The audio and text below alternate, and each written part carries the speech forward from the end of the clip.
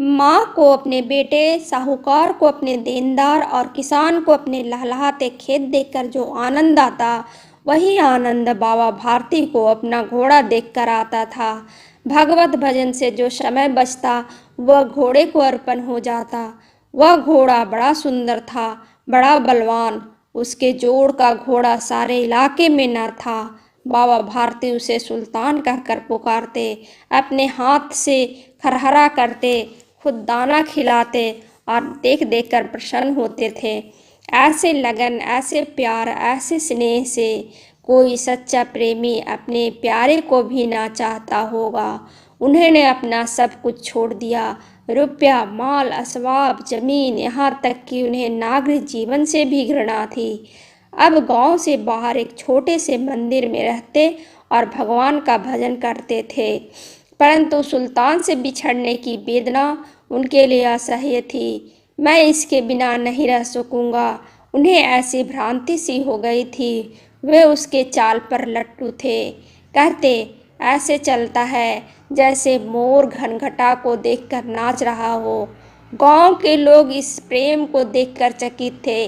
कभी कभी कनखियों से इशारे भी करते थे, परंतु बाबा भारती को इसकी परवाह न थी। जब तक संध्या समय सुल्तान पर चढ़कर 8-10 मील का चक्कर न लगा लेते, उन्हें चैन न आता। खड़क सिंह उस इलाके का प्रसिद्ध डाकू था। लोग उसका नाम सुनकर कांपते थे।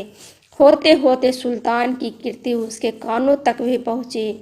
उसका हृदय उसे देखने के लिए अधीर हो उठा। वह एक दिन दोपहर के समय बाबा भारती के पास पहुंचा और नमस्कार करके बैठ गया। बाबा भारती ने पूछा, खड़क सिंह क्या हाल है? खड़क सिंह ने सिर झुकाकर उत्तर दिया, आपकी दया है। बाबा भारती ने फिर पूछा, कहो इधर कैसे आ गए? खड़क सिंह ने कहा, सुल्तान की चाह खींच लाई। बाबा भारती ने कहा, विचित्र जानवर है, देखोगे तो प्रसन्न हो जाओगे। खड़क सिंह ने कहा, मैंने भी बड़ी प्रशंसा सुनी है। बाबा भारती ने कहा, उसकी चाल तुम्हारे मन मोह लेगी। खड़क सिंह ने उत्सुकता से बोला, कहते हैं देखने में बहुत सुंदर है। बाबा भारती ने प्रशंसा की। क्या कहना, जो उसे एक बार देख लेता है, उसके हृदय पर उसकी छवि अंकित हो जाती है। खड़क सिंह ने कहा, बहुत दिनों से अभिलाषा थी, आज उपस्थित हो सका हूँ। बाबा भारती और खड़क सिंह दोनों अस्तबल में पहुँचे। बाबा ने घोड़ा दिखाया। घमंड से खड़क सिंह ने घोड़ा देखा।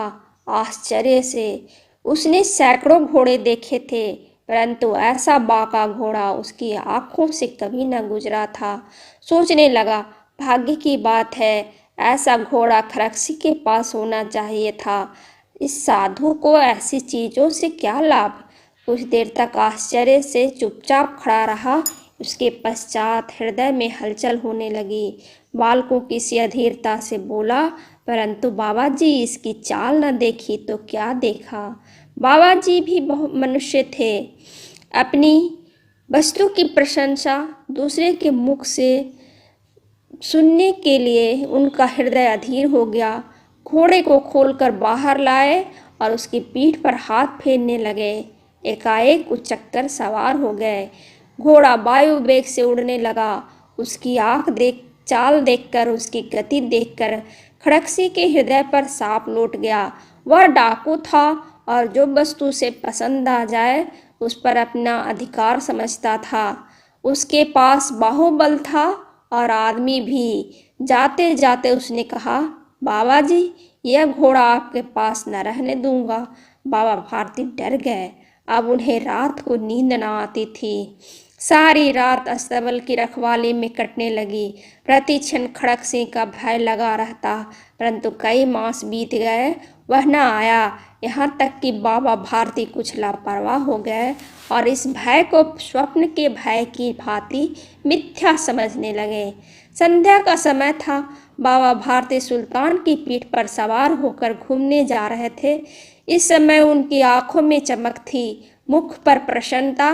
कभी घोड़े के शरीर को देखते, कभी उसके रंग को, और मन में फूले न समाते थे। सहसा एक ओर से आवाज आई, ओ बाबा, इस कंगले की सुनते जाना। आवाज में करुणा थी। बाबा ने घोड़े को रोक लिया। देखा एक अपाहिज वृक्ष की छाया में पड़ा कड़ाह रहा है। बोले, तुम्हें क्या कष्ट है? अपाहिज ने हाथ जोड़कर कहा, बाबा, मैं दुखियारा हूँ, मुझ पर दया करो। रामावाला यहाँ से 3 मील दूर है, मुझे वहाँ जाना है। घोड़े पर चढ़ा लो, परमात्मा भला करेगा। बाबा भारती ने पूछा, वहाँ तुम्हारा कौन है?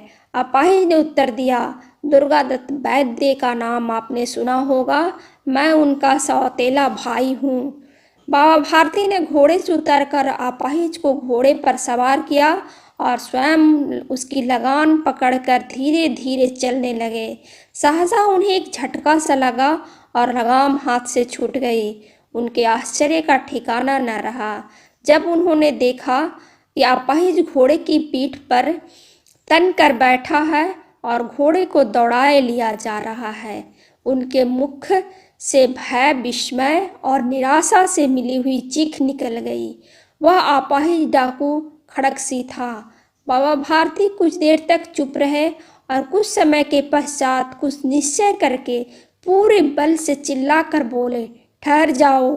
खड़गसी ने यह आवाज़ सुनकर घोड़े को रोक लिया और उसकी गर्दन पर प्यार से हाथ फेरते हुए कहा, बाबा जी, यह घोड़ा अब न दूंगा, परंतु एक बात सुनते जाओ। खड़गसी ठहर गया।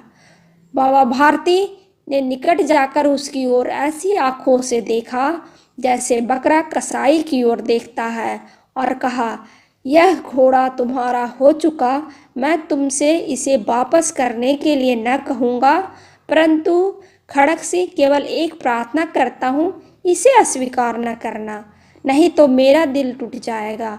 खड़गसी ने कहा, बाबा जी, आज्ञा कीजिए, मैं आपका दास हूँ, केवल यह घोड़ा न दूंगा। बाबा भारती ने कहा, अब घोड़े का नाम न लो, मैं तुमसे इस विषय में कुछ न कहूँगा। मेरी प्रार्थना केवल यह है कि इस घटना को किसी के सामने प्रकट न करना। खड़गसी का मुंह आश्चर्य से खुला रह गया। उसका विचार था कि उसे घोड़े को लेकर यहाँ से भागना पड़ेगा, परंतु बाबा भारती ने स्वयं उससे कहा कि इस घटना को किसी के सामने प्रकट न करना। इससे क्या प्रयोजन सिद्ध हो सकता है? खड़गसी ने बहुत सोचा, बहुत सिर मारा, परंतु कुछ समझ न सका।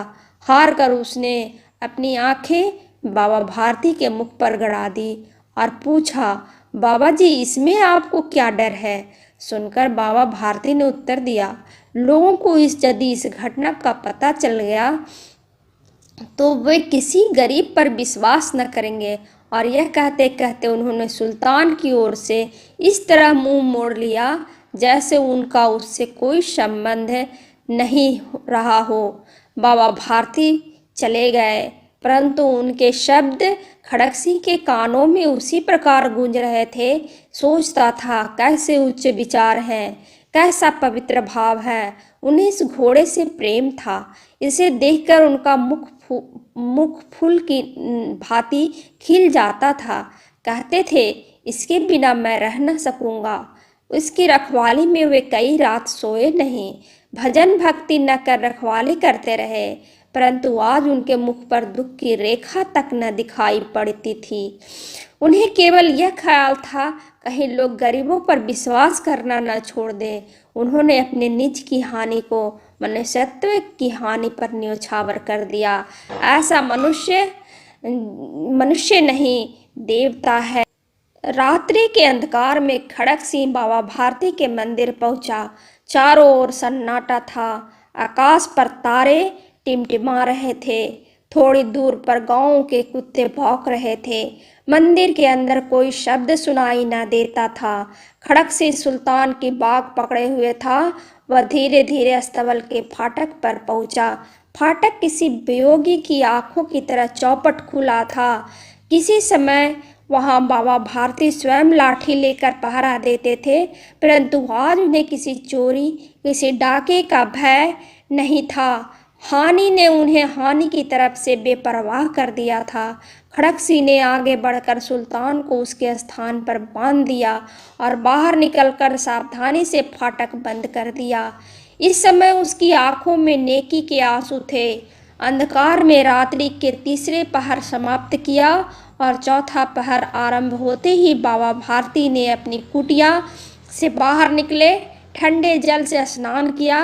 उसके पश्चात इस प्रकार जैसे कोई स्वप्न में चल रहा हो, उनके पांव अस्तबल की ओर मुड़े, परंतु फाटक पर पहुंचकर उनको अपनी भूल प्रतीत हुई। साथ ही घोर निराशा ने पांवों को मन भर भारी कर दिया। वे वहीं रुक गए। घोड़े ने अपने स्वामी की पांव की चाप पहचान ली और जोर से हिनहिनाया।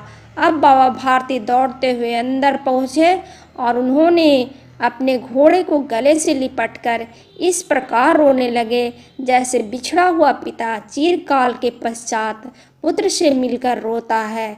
बार बार उसकी पीठ पर हाथ फेरते, बार बार उसके मुंह पर थपकियां देते और कहते थे, अब कोई गरीबों की सहायता से मुंह न मोड़ेगा।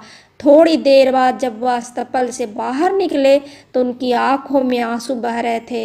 ये आंसू उसी भूमि पर, ठीक उसी जगह पर गिर रहे थे जहां बाहर निकलने के बाद खड़गसिंह खड़ा होकर रोया था। दोनों के आंसुओं का उसी भूमि की मिट्टी पर परस्पर मिलाप हो गया।